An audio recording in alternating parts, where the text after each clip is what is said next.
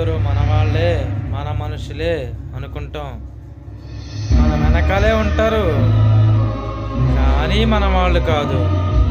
మన మనుషులే అనుకుంటాం కానీ మన మనుషులు కాదు. ఎందుకో తెలుసా? మన అనుకుని మన్నే మోసం చేద్దాం అనుకున్న వాళ్ళు మన వెనకాలే ఉంటూ మన్నే గోతులో పాడేస్తూ ఉంటారు. మనం వెర్రిగా అందరినీ నమ్మేస్తూ ఉంటాం. ఇది ఎందుకు చూశారు?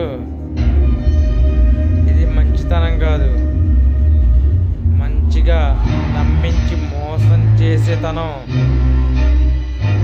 ఇటువంటి వాళ్ళని వదలకూడదు.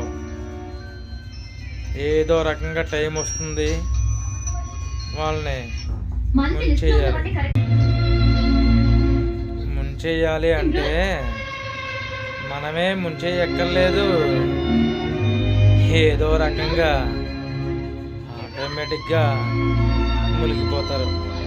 మన వెనకాల ఉండి మనకి గోతులు తీసేవాళ్ళు.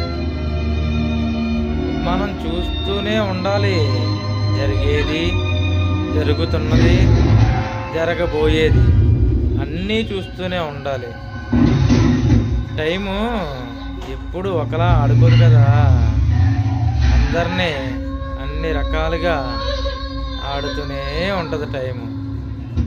అందుకనే మనం ఆ టైం వరకు ఎదురు చూడక తప్పదు.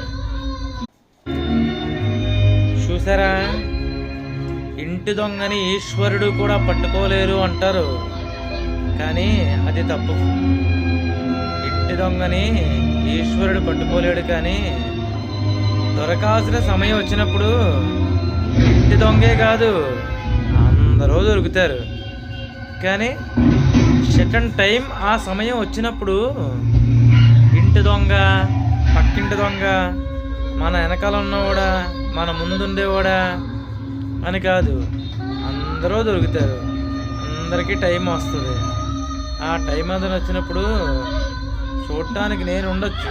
ఎందుకని ఏమో, నా గాడు నాతో చెప్తున్న మాటలు అనుకోవచ్చు, కానీ ఏం జరుగుతుందో మనం ఏం చెప్పలేము.